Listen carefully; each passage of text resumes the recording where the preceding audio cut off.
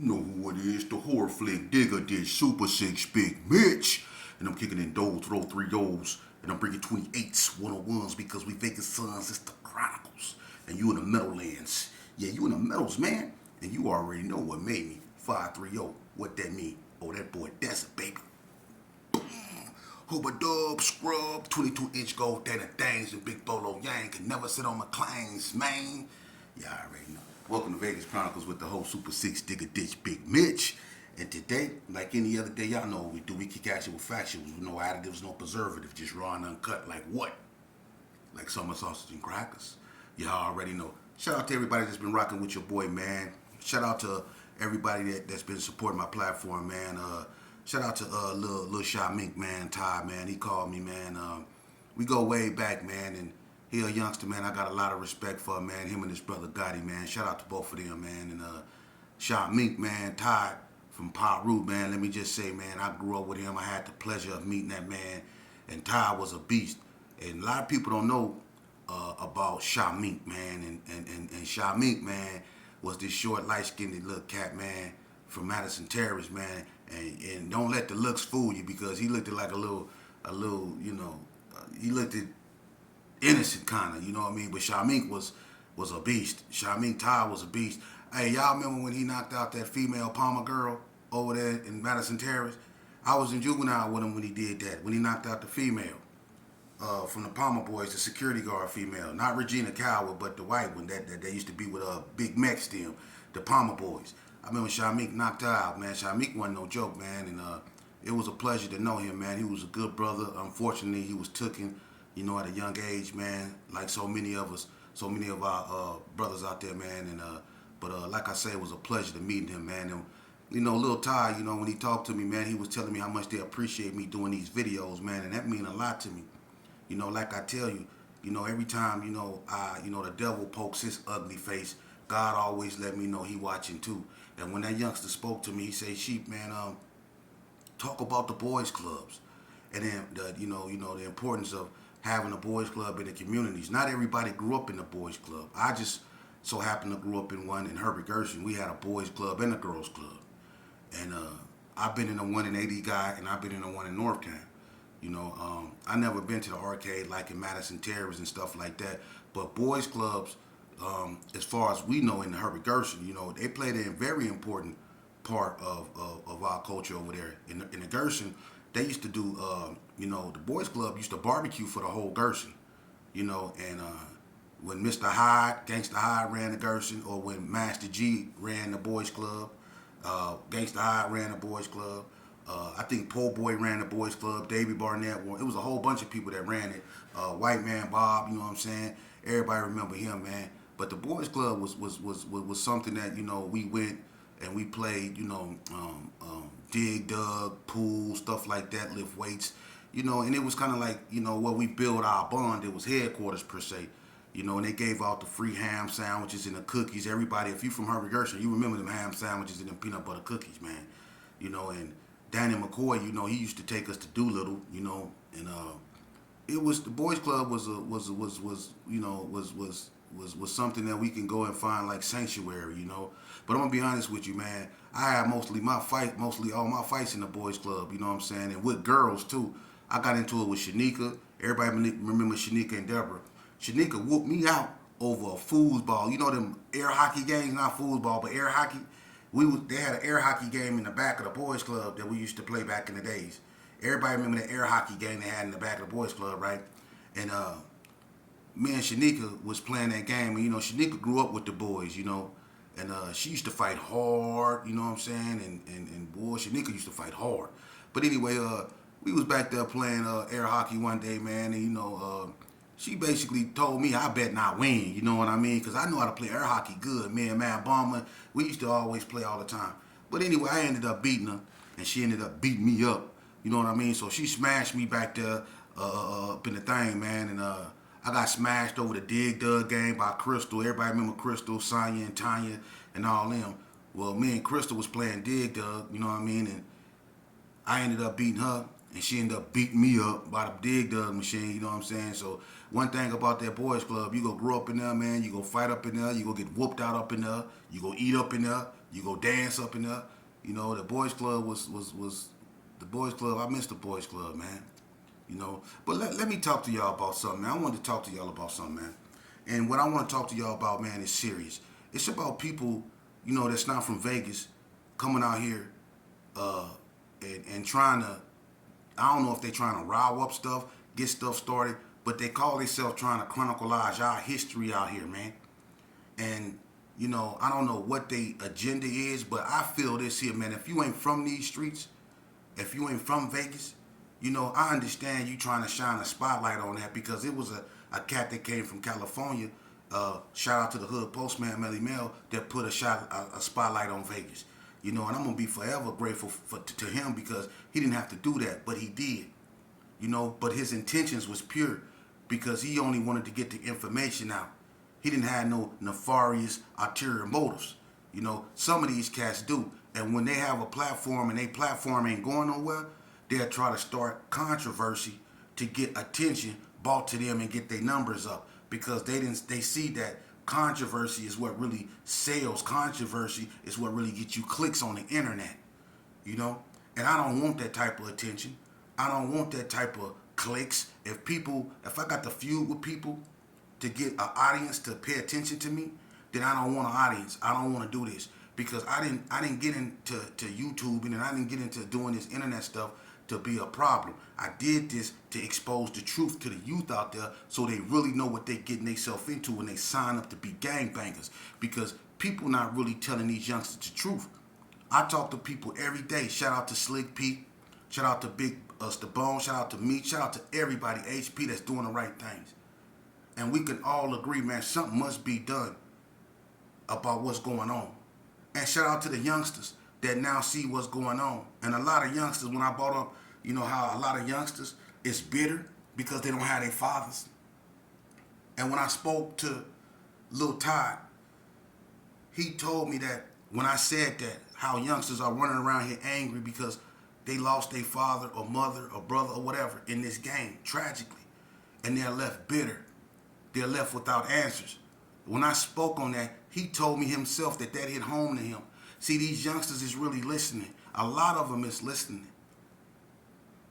You know, and a lot of them, they want to find another way because he told me this here too.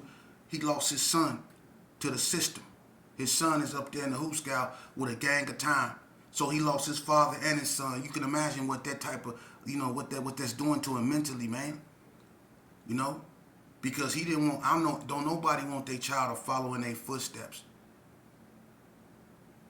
You know, and sometimes when things get out of control, you know, and you try to talk to your child, and then you realize it's like talking to yourself, or when someone tried to talk to you because your child ain't trying to hear. And then you find yourself like helpless. My child won't even listen to me because he succumbed to the same thing you did, this street code. So even if he can, you know, find, you know, if he didn't do something, and you telling him, hey, if you ain't do nothing, then you good. You know what I mean? He telling you, no, Dad, I ain't saying nothing. I ain't saying nothing because I ain't finna do this because I ain't had nothing to do with it, so I ain't saying nothing. So he might see it different from you. You know, and you might tell him, man, you looking at this amount of time, man, you need to start taking it serious. And then you find yourself like, man, I remember when they were saying that to me, when you was sitting in the same place he was. You know? So when I speak, man, please try to listen because I don't speak just to be speaking. I speak from a place of experience. I do.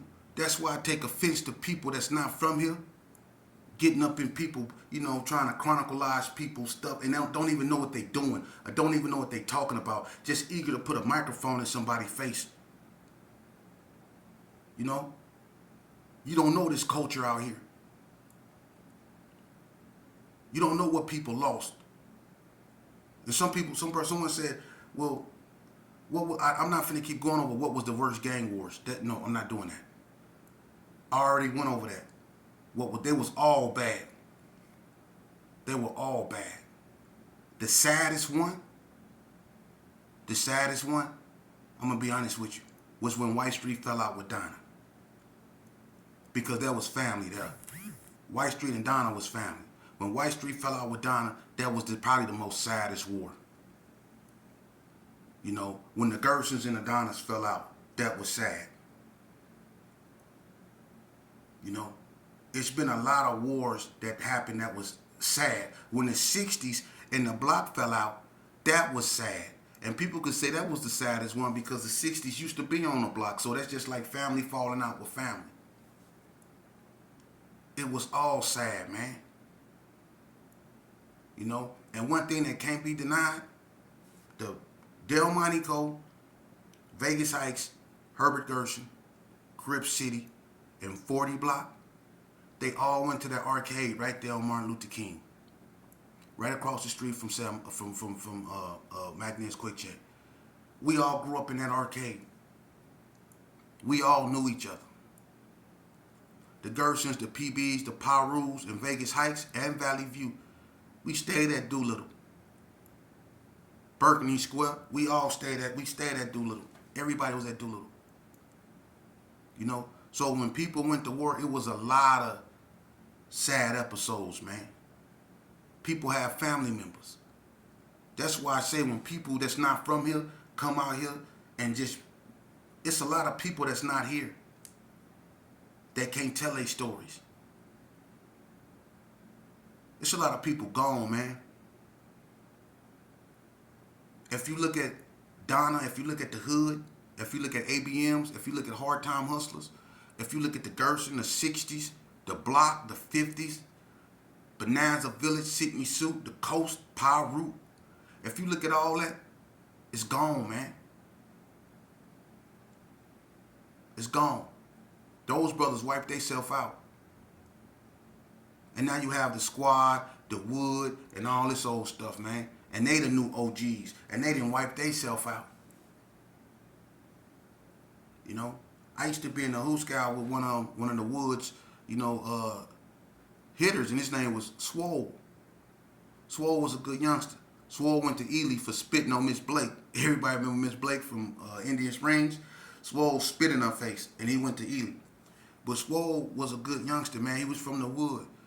You know, and I used to try to get him to get in that la berry because while he was around there clown dancing, I told him, I said, man, check this out, man. When you wake up 15, 18 years from now still doing this same old dance, you gonna realize, man, the joke is on you, that you really is the clown. You need to get your behind up in that la berry, man, and try to undo what's been done to you, brother, because you paying attention to the wrong thing. For real, a lot of you youngsters think this is cool, and y'all go through that system. And because you young, you're not realizing that they just gave you a whole bunch of time, man. And when you get through he and hi, you gonna still be in prison. Because that's what I did. When they gave me my time, I laughed at Judge Foley. I laughed all the way back to the unit. And they just gave me all that time, but it was funny to me. You know? But when I went to prison and them years started compiling on me, after that 7th, 8th year, it wasn't funny no more. When I got to seeing everybody go home, come back, go home, come back, go home, come back, go home, and then some left, and then some happened to them, and they didn't make it back. But I was still there. And then that 12th year hit. Now I'm like, yeah. And then that 14th year hit. I'm still there. See, it ain't funny no more. All that he and ha that go out the building real fast. And when you got family members that God is calling home and you can't go to their funerals, all that he and that ha, it goes away real fast. It do. It's youngsters up there who ain't got eat. Listen, look, it's youngsters in Nevada State prisons, in our prison system, who didn't even commit an unaliving. They ain't unalive nobody, but they got 40 to lives for robberies. 220 to lives. They didn't give these youngsters 220 to lives for robberies. For robberies. That's more time that they didn't give people for 2nd degree unalivings. You see that? They didn't give these youngsters L's. And some of those youngsters that they didn't give them L's to was in the YOP program, the Youth Offenders Program. They don't have that no more, but they had a YOP program. And a lot of them youngsters that had that type of time, Because I think the Wild P program was, I think, from 19 to 25 or something like that. Whatever to 25. But anyway, a lot of them youngsters had 40 lives, man. And they still up there. You know? Let me tell you something, man. I just spoke on this. And I want you youngsters to pay attention. Because this youngster right here was hard just like y'all. He was hard. I'm going to tell you something about him. His name, listen, I met this youngster. He was tall. And I think he was a Wood, if I'm not mistaken. Don't get me wrong. He was Squad O Wood. And he was tall, man. He was from Playboys. But he was with that click bang, and they called him Thorough B. Okay? Thorough B was a good youngster, man. I used to always chop it up with him. And I used to tell him, you know, when we used to, at Hot Desert, you know, I used to give him a cold push-up program. I taught him how to do 50 downs, you know, do 50 push-ups, get up, count to 40, 49, get down, do 49, get back up, count to 48, go back down, do 48, get up, count to 47, go back down, do 47. I taught him how to do 50 downs. Well, he used to go out there on the yard with me, and we used to do dips together. You know, the same way. We start at 20. Next thing we go, we do 19. Next time we go, we do 18, but we go back to back. I got to know him. He had, you know, a gang of time. And he had CDs and stuff I used to listen to. I was back on Violation, but I got to know this youngster, man, and I developed a like. I liked him, man, because I thought, you know, he kind of reminded me of myself a lot, you know, but he was quiet with it. But he'll go, you know. To make a long story short, man, you know, he was really caught up in that click banging stuff, man. And he was one of the ones that would go. He had a reputation, especially in them clicks. He was tall. He was a big youngster. But to make a long story short, man, you know, I don't know what happened. I wasn't there. I had just got out. But from what I heard, he got into it with an individual that came down from Ely, a white inmate, over the telephone. And I don't know if Thorough B took the phone from him, but knowing Thorough B, he did. You know what I mean? And it was something about the telephone, man. But to make a long story short, you know, I guess the white cat, he wasn't going home neither. He had all day. I guess when Thorough B, you know, basically punked him out the phone, he left, you know, and I guess Thorough B thought it was over with. To make a long story short, the boy came back and he stabbed Thorough B, you know, and Thorough B was unalived. You see? He lost his life in that penitentiary, man. He not coming home. And that's a reality of prison. Some dudes that go there, they don't come home. And do you think these mothers out here want their sons up in there? They go through enough trying to make ends meet.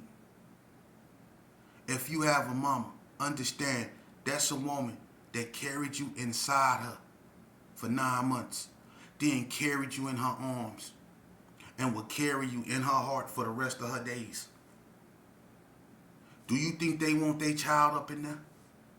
Do you think they want their child up under that grass? A mother should not bury her child. It don't go that way. That's how you know something is wrong, because far too many mothers are burying their children, and we as a people should be shook up over that, but we're not. We go on as business as usual because we become complacent. We think that this is a way of life. This is normal. This is not normal. What we did to one another when we was up there at Stop and Shop. Y'all remember them days when we was walking around with them gangster boots on, and we was up there at Stop and Shop tripping and drinking 40 ounces and eating hot wings and burritos and all that other unhealthy stuff, running around with Hawaiian silk and Liege Mac curls and stuff like that, when the game was real. You know, running from Johnson & Johnson and the Yellow Jackets. You know? And, let me clear something up, man. Let me clear something up. Somebody got offended because I said that Maine, Donald Ray Page, cousin from Seattle, was the face of Carry Arms. They don't agree with that. Look, I was over there. Let me explain something to you. Lil Gus is the face of Carry Arms as it stood, because how he held it down and stopped it from being taken over. But let me explain something to you. See, this is why people who don't it wasn't there shouldn't speak. This is why. Let me let y'all.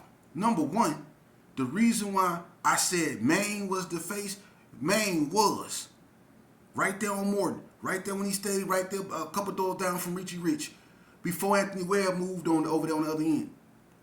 Maine was the face because Lil Gus called a case. See, Lil Gus and Donna Ray Page called cases in '88. They called cases. I was out there when Johnson & Johnson went in Lil Gus' house. Remember the little pit bull incident when they threw the pit bull over the balcony? Levine was down there tripping with Johnson & Johnson when they had D-Ray handcuffed around the corner. Lil Gus called a case. So Lil Gus, I think, got probation. Lil Gus had to chill. And that's when Lil Gus was low-key for a minute. Because he caught a case. And that's why Lil Gus and D-Ray got into it over Dean House when D-Ray got out. See? People that don't know this history don't need to be talking. See? Lil Gus he caught a case. He couldn't really do nothing. He was hot. That's why Maine became the face, and Maine moved from right there by Richie Rich to the circle where Tricky T was unalived. So let's get that straight. Okay? So Maine was the face up over there. Maine was the one holding it down. Maine's spot was headquarters. Y'all remember when that maintenance man went up in that box up over there and found all them gats and closed it back and went and called one time? Then was Maine gats that they went up in there and got. That big long carabine and all that old stuff. Everybody know that. Maine was the face up over there. Maine was the one doing it. See? And then Maine left and went back to Seattle. But everybody know that D-Ray and Lil Gus caught cases over there. And Lil Gus had to chill. See, that's how Maine became the face. But when Lil Gus came from up under whatever he was up under, that's when he stopped Carry On from falling back in the hands of the 6 O's. Because like I say, they was getting hit from both sides. Trigger Man them from Del Monte Code them got active. Because remember the incident with Zeke, when Zeke came over there with Blue Brain shirt on, and they had GK on there and all of those stuff, and people surrounded Zeke. Zeke went back and told his people. And that's when and Tony Swanson and DMC them got into it. And that's when the BTDs got active and started blowing on the G's from Martin Luther King. See? That's real history, man. That's why I be saying, man, that's why real ones need to come on here. That's like when I was talking to, shout out to Slick P. I always talk to him. And when I talk to him, we always talk about how people like Rod T from the coast. See, people like him, he not around no more. People like Big S Hall. Hey, S Hall was my partner too. Sean Lee, rest in peace. Hey, look, me, S Hall, and Rod T had the thickest glasses in the game. No, me, S Hall, Rod T, and Low Beam, Ruthless from Don. We had the thickest glasses in the game. But I had the thickest. I actually hit somebody with mine and they still didn't break. I could take my glasses off, fold them in, and they still wouldn't break. But we had the thickest glasses, you know. But people like that, they no longer here. Rod T got hands. Ask anybody. He can rap. He was funny. But people like that gone. And I'm going to tell you somebody, a person, I'm going to say rest in peace too, because that was my partner too. And people don't even know. Flab from 60s. See? OG Flab, man. That was my partner. Rest in peace, Flab. Just like rest in peace, Crook, Steve Walker. That was my partner, man. These was my partners. My partner, Ed, from Wrigley Estates that got burnt up in the house. That was my partner. It's a lot of people gone, man. That's why I take, you know, when it comes to this history, serious. Because there's a lot of people that's not here, man, behind this. You know? But like I say, my platform open for everybody, man. That's one thing about me. If I know you, man, and I know you was out there, and I don't even have to know you, but if I know you for the solution, and I feel you for the solution, I can rock with you, man, because I'm trying to heal my community. I'm trying to help heal my community, man. I want to give back from what I took from, man. For real. And I feel people be like, man, and I, to the person that told me I can't never be redeemed, to the person that told me that God would not forgive me for my sins, man, I rebuke you. I rebuke you. I rebuke you in the name of Jesus. I rebuke you in the name of Allah, subhanahu wa ta'ala. I rebuke you in the name of Joshua. For real, I rebuke you. For real, because can't no imperfect creature judge me. You don't know what I've been through, and you don't know what these youngsters and these dudes out here going through. For real. I'm going to tell you something about gangbanging. It's a disease. It's a mental disease. Whenever you look at someone who really ain't probably done nothing to you, and you willing to take that person's soul because they got on a different color or they from that area up over there, and you willing to do that at all expense, something is wrong with you. Something is wrong with us. A lot of times we let two individuals who done got into it over a female. That's what a lot of these wars be about. Some be good girl drug deals going bad, but most of them be behind females or he say she say stuff. Egos. Don't nobody want to back down or be looked upon as being weak, but they mostly be about females. You see, and these two dudes right here get into it over a female. One of them, if they fight or lose, he'll go get his homies. Here we go. Or they might get into some, and then one of them is unalive. But then again, here we go. Now you got all these cats over here and all these cats over here finna clash. And these dudes don't really even probably know each other, got no